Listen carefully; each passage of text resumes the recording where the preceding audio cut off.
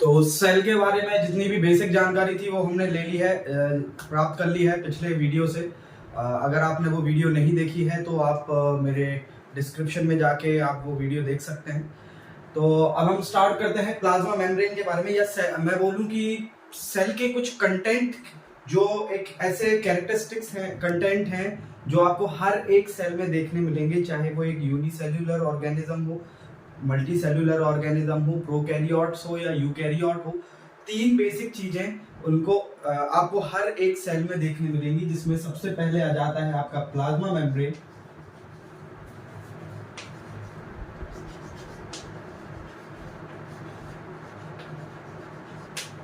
Second है आपका cytoplasm, और तीसरा कंटेंट जो है वो न्यूक्लियस, या आप कह सकते हैं आपकी जेनेटिक इंफॉर्मेशन। अब वो न्यूक्लियर मेम्ब्रेन के अंदर हो या न्यूक्लियोइड के फॉर्म में हो, बट ये तीन चीजें हैं जो आपको बेसिकली हर एक सेल में देखने मिलेंगी। तो प्लाज्मा मेम्ब्रेन के बारे में हम कुछ जानेंगे। ये क्या होता है? It is the outermost layer of the cell.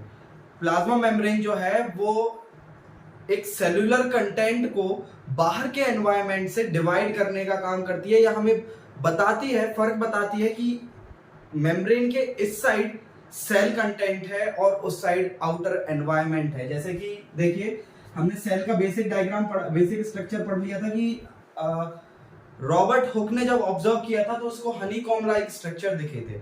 उसके एक सेल को अगर हम देखें तो उसमें आपको सबसे मेन चीज जो रहती है दैट इज प्लाज्मा मेम्ब्रेन, और हम इसे कह सकते हैं उसकी आउटर मोस्ट दीवार।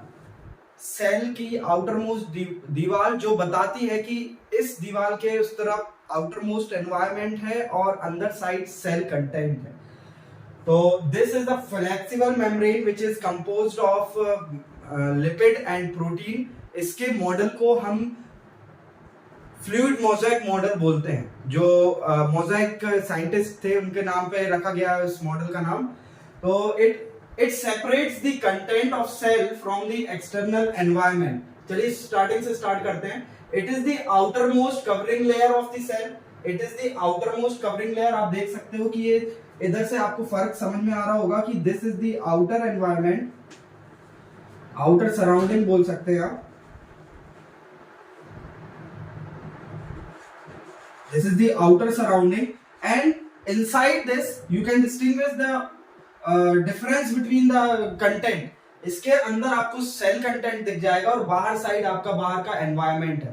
तो इधर ही आपका पहला पॉइंट क्लियर हो गया। It is the outermost layer of the cell. आपके सेल की सबसे बाहरी परत होती है। It separates the content of cell from the external surrounding. आपको यहाँ पे देखने मिलेगा कि सेल के कंटेंट और उसके बीच में एक दीवार बन के खड़ी है। ये सेपरेट करती है वो बाहरी दुनिया को और सेल को। It only allows some materials to pass through it. अब जैसे कि आप जानते हो कि आउटर मोस्ट लेयर है, जैसे आप एग्जांपल ले सकते हैं आपके घर का, कि घर की जो आउटर मोस्ट वॉल रहती है वो आपके पड़ोस को या बाहर नेबरहुड को आपके घर से डिवाइड करती है। तो इट इज उसके पास बहुत सारी रिस्पॉन्सिबिलिटी होती होंगी कि वो हर किसी को अंदर ना आने दे, सेफ्टी का काम करती है। तो that's why it only allows some materials. जो उसको सेल को जरूरी है वही मटेरियल बस अलाउ करेगी कि अंदर बाहर हो सके, सेल के अंदर से बाहर या बाहर से अंदर जा सके। तो it only allows some materials to pass through it. This is why it is called semi permeable membrane. और इसीलिए आपके सेल का दूसरा नाम जो है, सॉरी प्लाज्मा मेम्ब्रेन का दूसरा नाम जो है, it is also called semi permeable membrane, क्योंकि वो बहुत ही चुनिंदा मटेरियल्स को ही बस अंदर बाहर होने देती है। फिर it is flexible layer made up of lipid and protein. It is flexible, जो आउटर मोस्ट लेयर रहती है, हम जैसे कि जानते हैं कि प्लाज्मा मेम्ब्रेन जो है it is called the cell is called the structural unit of life.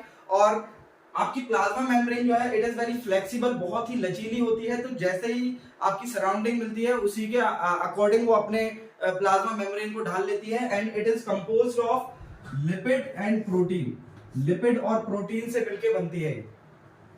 फिर अभी दूसरी बात और कि ये प्लाज्मा मेम्ब्रेन है, इसके अंदर से बाहर और बाहर से अंदर मटेरियल कैसे सप्लाई होता है या ट्रांसफर कैसे होता है, तो यहाँ पर उसका आंसर दिया गया है कि कोई भी सेल किसी मटेरियल को अंदर कैसे लेता है and how does it excrete any waste material.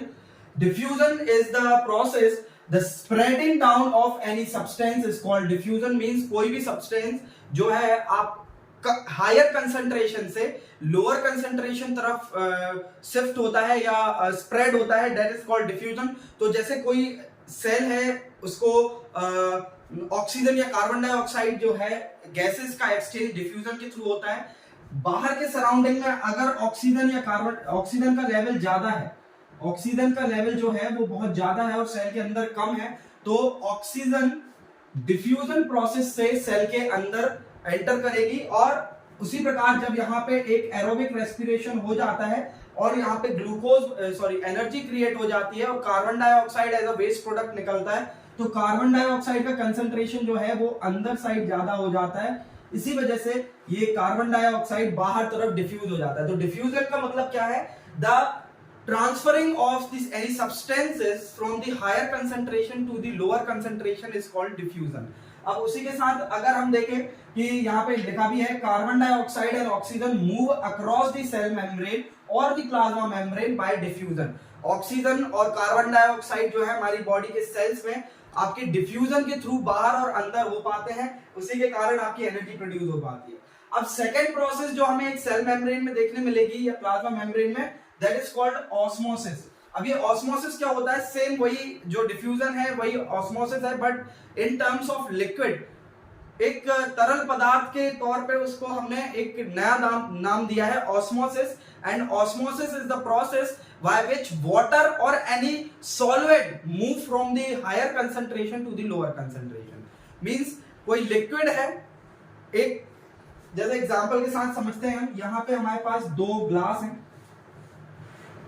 और एक ग्लास में वाटर का जो कंसंट्रेशन है बहुत ज्यादा है.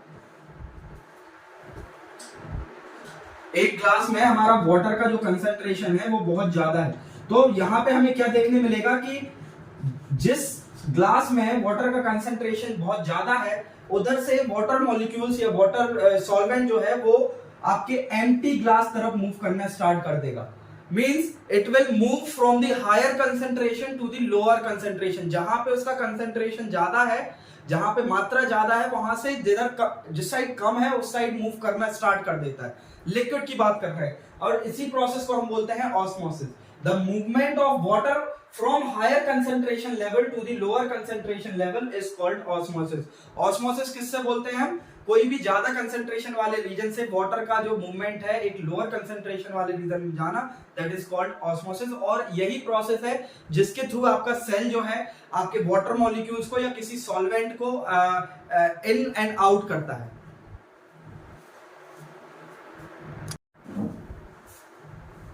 अब प्लाज्मा मेम्ब्रेन क्या होता है इसके बारे में हमने सारी इंफॉर्मेशन गैदर कर ली है. उसी के साथ जो हमने एक प्रोसेस पढ़ी डिफ्यूजन, जिसके थ्रू कोई भी गैस मॉलिक्यूल सेल के अंदर या बाहर जा सकता है प्लाज्मा मेम्ब्रेन के थ्रू. सेम डिफ्यूजन के ही टाइप का एक ऑस्मोसिस प्रोसेस था जिसमें हमने जाना कि कोई भी the movement of water molecule from higher concentration to the lower concentration region is called osmosis. अब ऑस्मोसिस जो है वो तीन टाइप का होता है. The osmosis are of three types. The first one is hypoosmosis, second is isoosmosis और तीसरा है हाइपरऑस्मोसिस.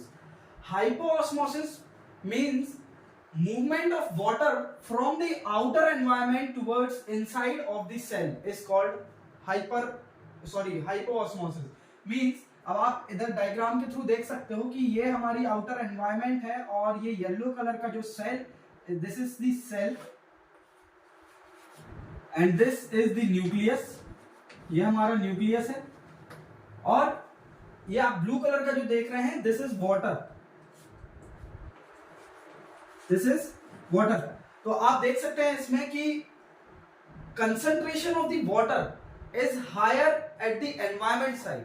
आपको सेल के बाहर साइड जो है वाटर का कंसंट्रेशन ज्यादा देखने मिल रहा है यहाँ पे, और अंदर साइड आप देखेंगे कि वाटर बिल्कुल बहुत कम कंसंट्रेशन में है या थोड़ा बहुत हम कंसीडर कर सकते हैं। तो यहाँ पे हाइपोऑस्मोसिस क्या बोलता है, movement of the water from the outer environment towards the inside of the cell, means बाहर साइड से अंदर तरफ जाना वाटर का, दैट इज कॉल्ड हाइपोऑस्मोसिस। अब यहाँ पे आपको देखने क्या मिलेगा, ये वाटर मॉलिक्यूल्स जो है वो हायर कंसंट्रेशन लेवल से लोअर कंसंट्रेशन लेवल तरफ मूवमेंट करना स्टार्ट कर देंगे। सेकेंड प्रोसेस जो है, सेकेंड टाइप हमारे ऑस्मोसिस का, that is called isoosmosis. Hypoosmosis हमने पढ़ लिया, the movement of water molecule from the outer environment towards the cell या inside the cell is called hypoosmosis. Isoosmosis का मतलब है when the amount of water is present equal in both the sides। अब आप diagram के through देख सकते हैं कि यहाँ पे भी जो वाटर मॉलिक्यूल्स रहेंगे ये दोनों तरफ ही सेम रहेंगे। आपको ऊपर वाले में देखने मिला था कि बाहर तरफ जो कंसंट्रेशन था वाटर का, that was higher than the inner side. यहाँ पे आपको वाटर कंसंट्रेशन जो है वो दोनों साइड एक जैसा देखने मिलेगा या इक्वल देखने मिलेगा।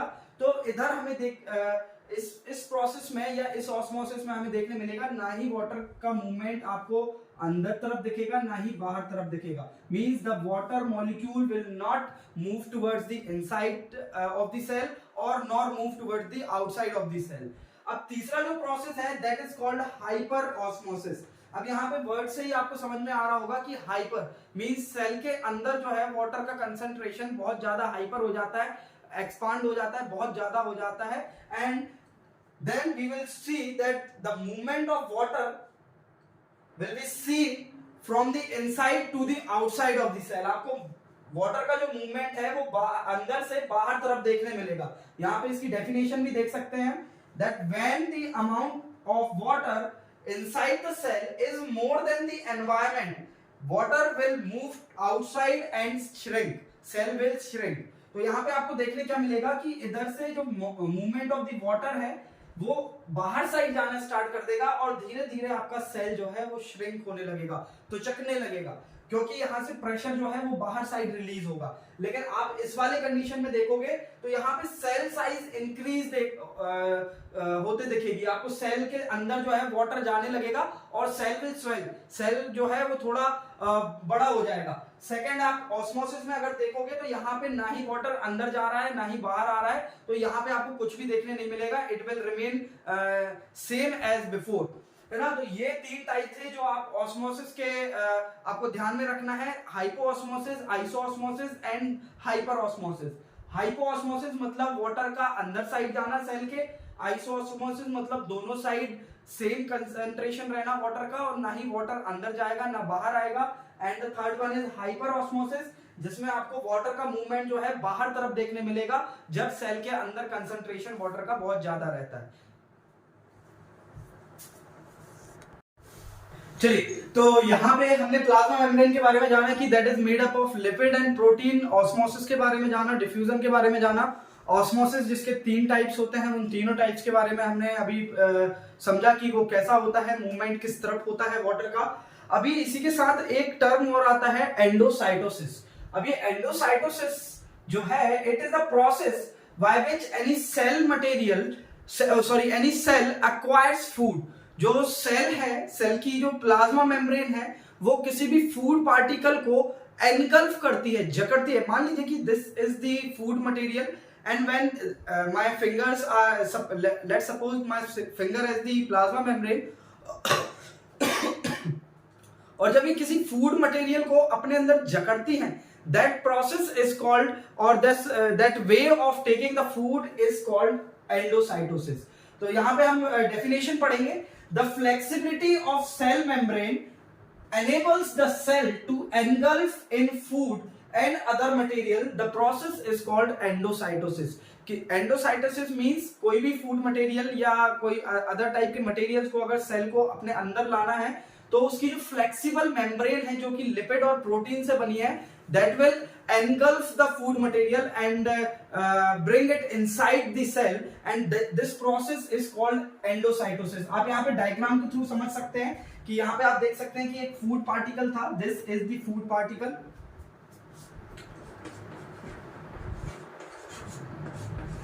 This is this food particle, और इस सेल के जो प्लाज्मा मेम्ब्रेन की फ्लेक्सिबिलिटी है वो फ्लेक्सिबल मेम्ब्रेन से इस फूड पार्टिकल को अपने सेल के अंदर ले लेते हैं, एनगल्फ करते हैं। This process is called, means जकड़ना इज कॉल्ड एनगल्फिफिकेशन, या एनगल्फ करना बोल सकते हैं। और इस पूरे प्रोसेस को, जिस प्रोसेस से आपका सेल जो है कोई फूड मटेरियल को अपने सेल के अंदर ले जाता है, साइटोप्लाज्म के अंदर ले जाता है, that process is called endocytosis.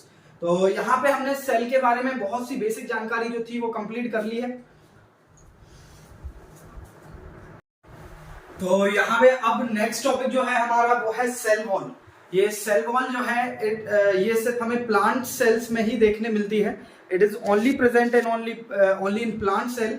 ये एनिमल सेल्स में देखने नहीं मिलती है। And it is the outermost layer of the cell, और मैं कहूं it is the outermost layer of any plant cell, जो प्लाज्मा मेम्ब्रेन के भी बाहर साइड होती है। अभी हमने एक बेसिक चीज क्या पढ़ी थी सेल की, कि plasma membrane is the outermost layer of the cell.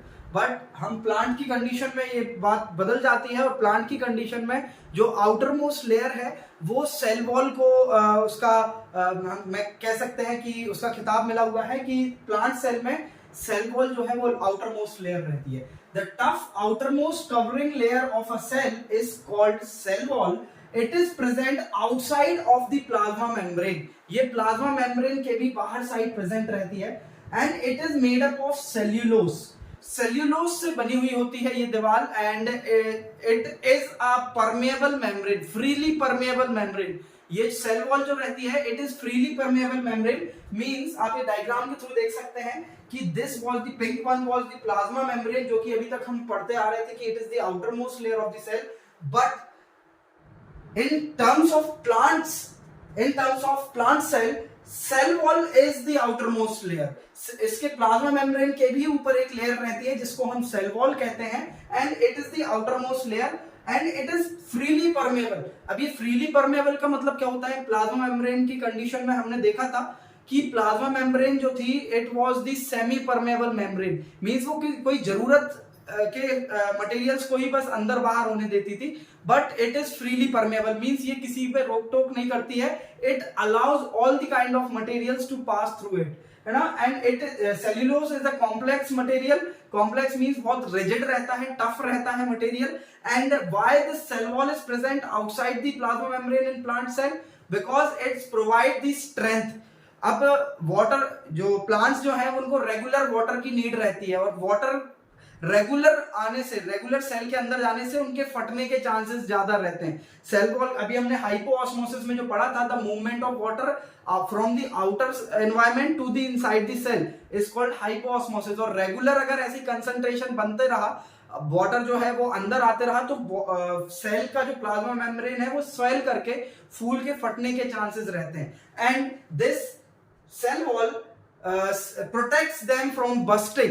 वो सेल वॉल क्या करती है? प्लाज्मा मेम्ब्रेन को ज्यादा नहीं फूलने देती है, and it protects it from the bursting. It provide structural strength to the cell.